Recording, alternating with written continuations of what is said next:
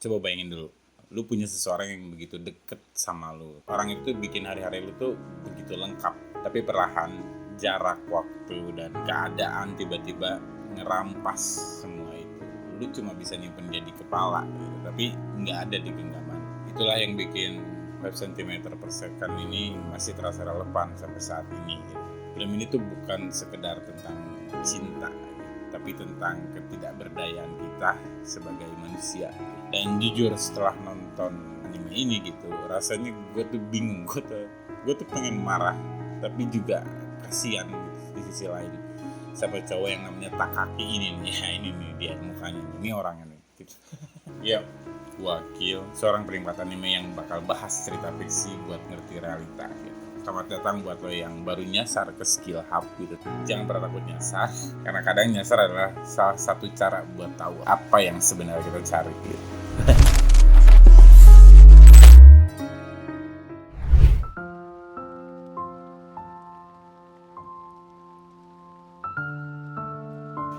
Meskipun 5 cm per second itu anime tahun 2007 gitu, tapi angle terus komposisi animenya itu enak banget buat dilihat gitu. Modernisme Jepang di tangan Makoto Shinkai itu jadi sesuatu yang megah tapi tetap hangat gitu. Establish shootnya gitu, shoot jalanan, perkotaan, dan pemandangan transisinya tuh smooth banget, enak buat diikutin, nggak bikin capek mata. Musiknya tuh ya udahlah gitu.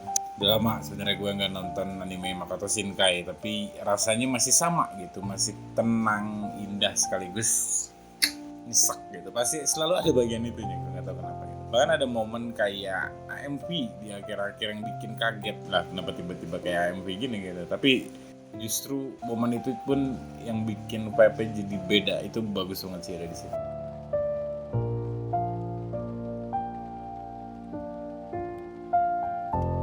Kalau kita ngomongin soal karakternya, jujur gue sendiri agak ngerasa kenapa karakternya flat gini ya, mukanya tuh kenapa kayak begini gitu, flat aja gitu. Wajahnya tuh nggak sekuat karakter anime Makoto Shinkai yang lain gitu, yang terbaru. Tapi gue curiganya ini sengaja supaya kita lebih ngerasain suasananya ketimbang ekspresi manusianya gitu. Ekspresi manusianya cenderung banyak yang terdiam gitu, nangis pun nggak diliatin, nangis yang beneran nangis cuma nundukin kepala terus air mata tiba-tiba jatuh, gestur-gestur badan yang ngerasa sedihnya tuh berasa gitu. Tapi sebenarnya nggak terlalu bold juga sih karakternya gitu, tapi asik gitu. Dan ya soal Takaki gitu ya, gila sih, ganteng emang nih Takaki nih. Ganteng banget emang, kacau sampai semua cewek dibuat baper sama dia gitu. Cuma ya ganteng aja nggak cukup gitu, karena apa ya, gue tuh kesel banget gitu kenapa dia tuh kayak nggak berusaha untuk lebih keras buat Akari gitu ya. Kenapa juga dia kelihatan realistis banget gitu, sampai chat SMS mungkin dia SMS itu nggak dia kirim, cuma dia tulis aja, terus aneh banget gitu, kayak nggak ada usahanya gitu jadi cowok. Beneran segitu sulitnya kah komunikasi, atau emang cuma Takakinya aja yang terlalu pasrah gitu? Gue sempet mikir kayak gitu.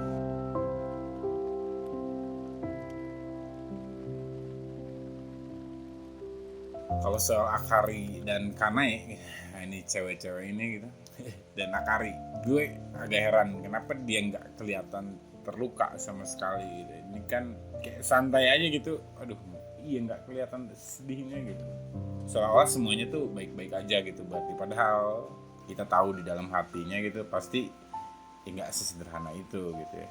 Berharap menunggu pria yang didamkan, taunya lost gitu aja gitu, cowoknya kayak nggak ada usaha, terus dianya mungkin kalau itu zaman media sosial dia udah posting aduh di ghosting gitu. Tapi enggak gitu. Lalu ada Kanae gitu, Kanae ini cewek yang suka sama Takaki di SMA gitu. Gue kasian banget sama dia baper, dia nunggu, dia berharap, tapi Takakinya tuh nggak pernah ngasih jawaban yang jelas gitu. Bahkan tanpa perlu Kanae-nya nanyain pun, dari gestur Takaki udah ketahuan kalau ternyata jelas itu bukan Kanae yang ada di hatinya Takaki. Anjay, hati. Karena itu takut gagal gitu, overthinking sendiri gitu, takut gagal, padahal Takaki nggak pernah bilang apa-apa sebenarnya. Itu nyesek sih gitu karena banyak dari kita pasti pernah ada di posisinya Kanai gitu, suka sama seseorang tapi kita tahu dia tuh nggak sepenuhnya milik kita.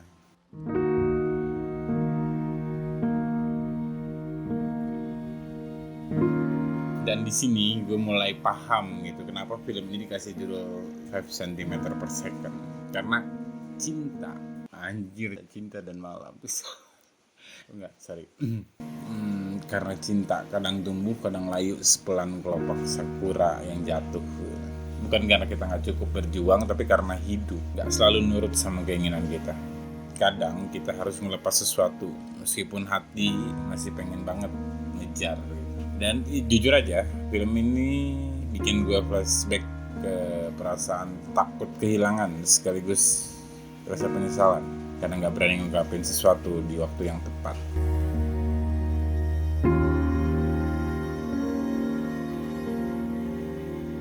Kalau menurut lu, Takaki itu salah karena terlalu realistis atau justru dia cerminan dari kita semua gitu, yang sering kalah sama keadaan?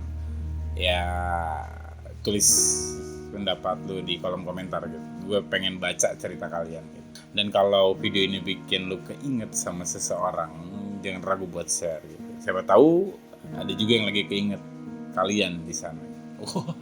Jadi jodoh-jodohan gitu. Sekian untuk video kali ini recommended banget.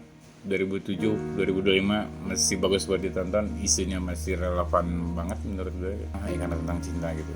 Ini yang lucu nih. Kalau biasanya kita nonton anime romance yang bahagia banget atau sama sekali nggak dapet tapi tragis gitu. Ini apa?